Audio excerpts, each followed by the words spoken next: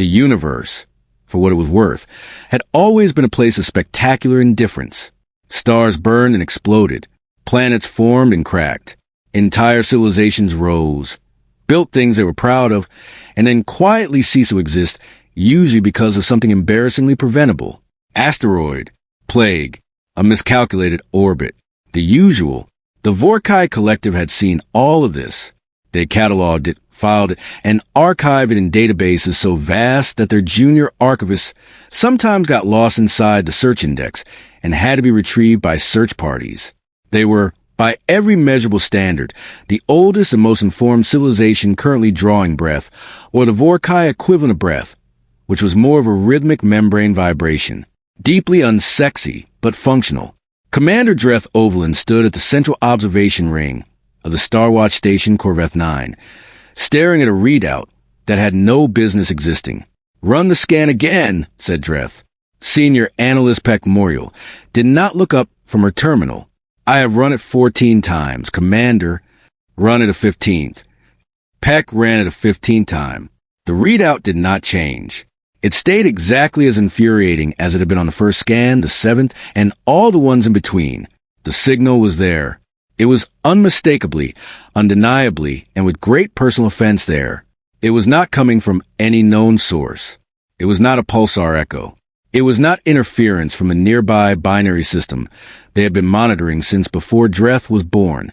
It was not a clerical error, though Dreth had asked Peck to check that possibility personally, and Peck had given him a look that suggested she found that question deeply unflattering. The signal was a transmission, structured, intentional, and it was old. Not old in the way that the station's coffee supply was old, which was also a crisis, but a lower priority one. Old in the way that made the dating algorithms argue with each other. Old in the way that made the geologists on the analysis team start using words like pre-formation epic and then go very quiet afterward. How old? Dreth asked again, because he apparently enjoyed pain. "Our best estimate," Peck said carefully, in the tone of someone defusing a complicated device, "is approximately 4.2 billion years. Dreth stared at the number. "That is before the Vorrkai existed." "Yes, Commander. That is before most star systems in this region existed." "Also yes.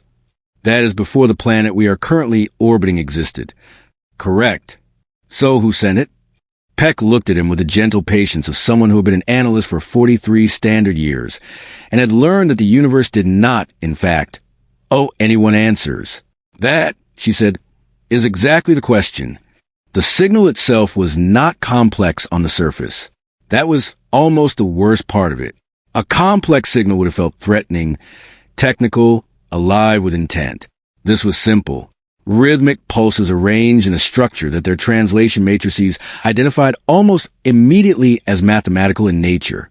Counting patterns. Prime numbers.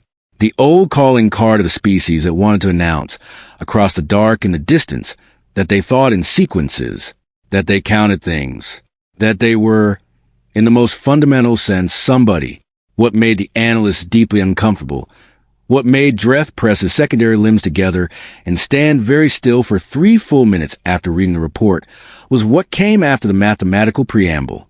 Because after the primes, after the sequences, after the elegant little proof of intelligence header that any spacefaring civilization would recognize, the signal did something unusual. It asked a question, not metaphorically, not in some abstract interpretive sense. The signal, for billion years old, encoding the voice of something that had existed before the current arrangement of this galaxy had fully settled, asked a question in a format so clear, so carefully constructed, that the translation matrix resolved it on the first pass without a single ambiguity flag. It said simply, "Is anyone there yet?" The word, "yet," was the part that did it. Dreth had read the report, read that word, and then sat down on the floor of his office, which he had never done before in his professional life. Peck, who had delivered the report, had politely pretended not to notice. Yet, Dreth said aloud now, in the observation ring, turning the word over. They knew someone would come eventually. They just did not know when. "That appears to be the implication," Peck agreed. "They sent a signal and then waited. Or they did not wait. They may not have survived to wait. For billion years. Yes. The station hummed around them, out through the observation viewport. The stars continued their ancient and completely uninvolved business of burning hydrogen and not caring about any of this. We need to respond, Dreth said. Peck tilted her crest slightly to the left, which in Vorrkai body language meant something between, I have concerns, and I would like to formally register that I find this plan interesting in a way that makes me nervous. Commander, she said carefully, if the senders are gone, there is no one to respond to. If the senders are gone, Dreth replied, then we respond for the record, for whoever comes after us, the way they responded for whoever came after them. A pause settled over the observation ring. The kind of pause that happens when a room full of people simultaneously realize that they are standing inside something much larger than a professional assignment. And if they are not gone, Peck asked quietly. Dreth looked at the signal on the screen. For billion years old, patient as geology, certain, with a confidence that bordered on arrogance or perhaps simply experience, that someone would eventually be there to hear it. Then, he said, we introduce ourselves. He turned to the communications array. His hands were, he noticed with mild professional embarrassment, not entirely steady. No civilization in recorded history had ever answered a signal this old. No one had ever been in a position to. The Vorrkai were the oldest spacefaring species currently active, and even they were barely 12,000 years into the endeavor, a number that now felt quite suddenly very small. Someone had sent this message before the stars in this neighborhood had finished forming. Someone had expected an answer, and somewhere in the deep and patient dark, something may still have been listening. Composing a response to a 4-billion-year-old message was, it turned out, not covered in any official Vorrkai communications protocol. Dreth had checked. He had sent a formal query to the protocol division on the home station, and a junior administrator named Tev Shorak had written back within the hour, which was impressive response time, and the message had said verbatim, we do not appear to have a template for this scenario. Please advise on what format you prefer, and we will create one retroactively. Dreth had stared at that reply for a long time. He had then closed it, walked to the communications bay, and decided that some things were simply going to have to be handled without a template. What do we say? Asked Lieutenant Born Yelik, the youngest officer on Korveth-Nine, who had the particular energy of someone experiencing the most significant moment of their life and trying very hard not to visibly vibrate from it. We say what they said, Dreth told him. We mirror the structure, mathematical preamble, acknowledgement of receipt, and then our own question back. What question? Dreth thought about it for exactly as long as it deserved, which was several minutes of complete silence in which no one on the bridge spoke, because the room had the collective instinct to understand that this was not a moment to rush. We ask, he said finally, where they went. Bourne blinked his secondary eyelids. And if they answer, then we have a conversation. And if they do not, then at least the universe knows two civilizations were here. One that asked if anyone was coming, and one that confirmed that yes, eventually, someone always comes. The transmission was built carefully. Peck oversaw it herself, which meant it was done correctly and thoroughly and with extensive documentation that would give the archivist something to argue about for the next several decades. The mathematical header was clean. The acknowledgement was structured to mirror the original signals, in coding format closely enough that any intelligence that understood the first message would immediately understand the reply. And at the end, in the same simple, unambiguous format that a question had been waiting in the dark for 4 billion years. We are here. We arrived late. Where did you go? The transmission went out. The station went quiet. And then, because the universe had apparently decided that this particular cycle deserved to be as unsettling as possible from start to finish, something happened that the senior staff of Korveth-Nine would spend the rest of their careers trying to describe accurately to people who had not been there. The signal responded. Not in 4 billion years. Not in 4 million. Not even in the time it would take light to cross the local system and return. The response came in 11 minutes and 42 seconds, which was physically impossible given the distance the original signal had originated from, and which Peck noted in her report with a particular careful understatement of someone who understood that writing this should not have been possible in an official document was a significant professional commitment. The response was longer than the original signal. Much longer. Where the first message had been a quiet knock on a door, this was a door opening. The translation matrix worked on it for 6 full minutes. During those 6 minutes, no one on the bridge spoke. Bourne forgot to blink. A junior technician named Orithkev, who had been eating a nutrient pack at the back of the bay, set it down and did not pick it up again. When the translation resolved, Peck read it aloud. Her voice was steady. This was a professional achievement of some note.